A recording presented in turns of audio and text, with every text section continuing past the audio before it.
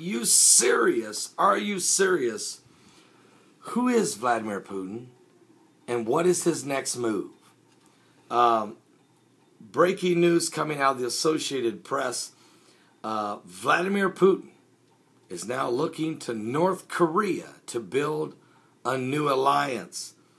Angry with the West's response over Ukraine and eager to diversify his options, Russia is moving rapidly to bolster ties with North Korea in a diplomatic nose-thumbing that could complicate the United States-led effort to squeeze North Korea into giving up its nuclear weapons program.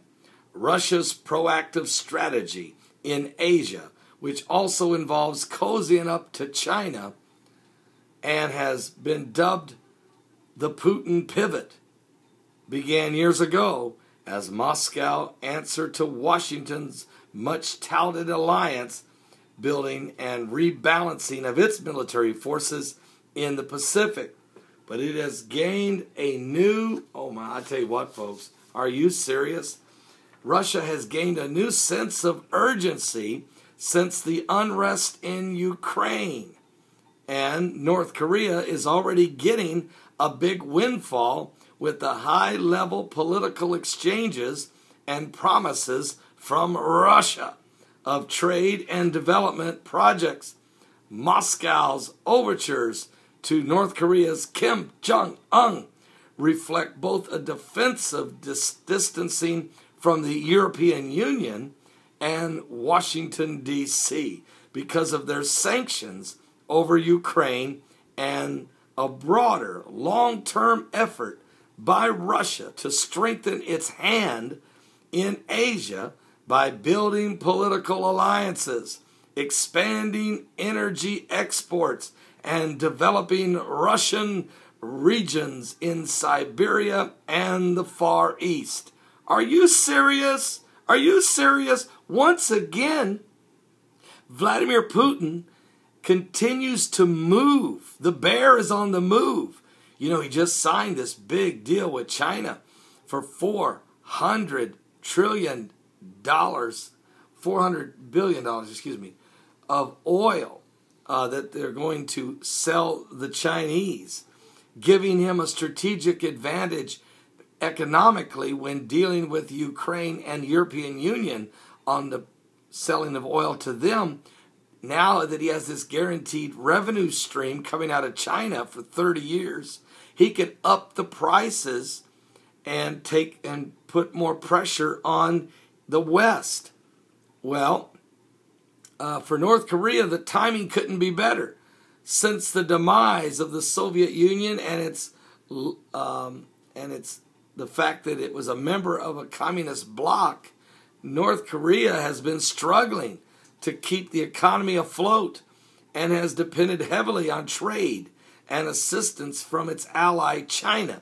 Sanctions over the nuclear and its missile programs have further isolated the nation of North Korea and has long feared it could become too beholden to Beijing, China. But bitter ties with Russia could provide a much-needed economic boost, a counterbalance against Chinese influence, and a potentially useful wedge against the West in international forums, and particularly the United States-led effort to isolate North Korea over its development of nuclear weapons. By strengthening the relationship with North Korea, Russia is trying to embrace and enhance its bargaining position against the United States and Japan. North Korea and Asia's security experts are saying Japan's National Graduate Institute for Policy Studies added that showing Washington he will not be cowed by the sanctions was one of the most important factors why Vladimir Putin is wooing Kim Jong-un and the North Korean regime.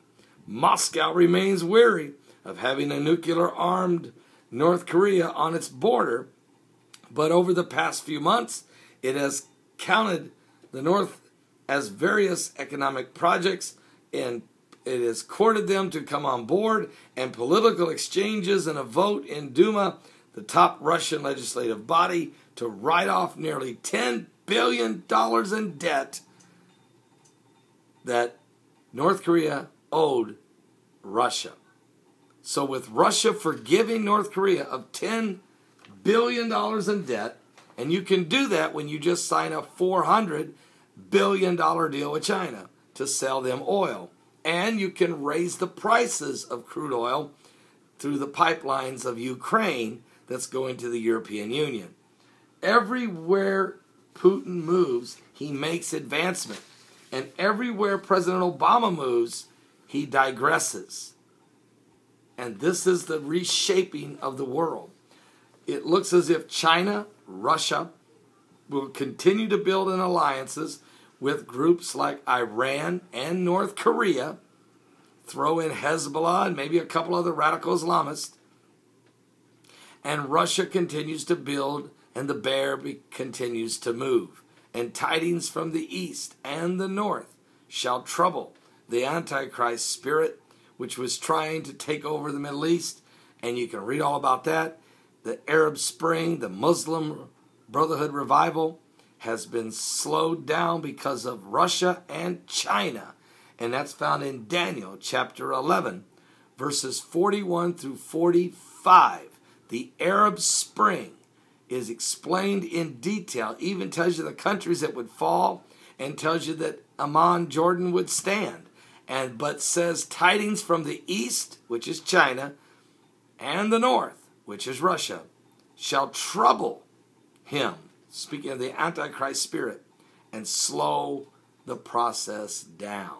And that's exactly what's going on as Bible prophecy continues to be fulfilled right before our very eyes. You know, in my book, Mark of the Beast, RFID, and my new book, Jerusalem Jihad, I explain in detail the alliances that would be built between Russia and China, and how that they would play a major role in the rise of the New World Order and would force America's corrupt government to just surrender their nation over to Russia and China. Now, and that would be the formulation of the New World Order. And the politicians involved in that would get special seats on the World Council of the One World Government. So this is the type of situation that's developing exactly, and so we'll continue to monitor what's going on, keep you up to speed. Something biblical. I'm going to say it again, and I'm not in just in a phrase. It's not a buzz phrase or a buzzword. Something biblical is going on with the signs of the second coming of Christ.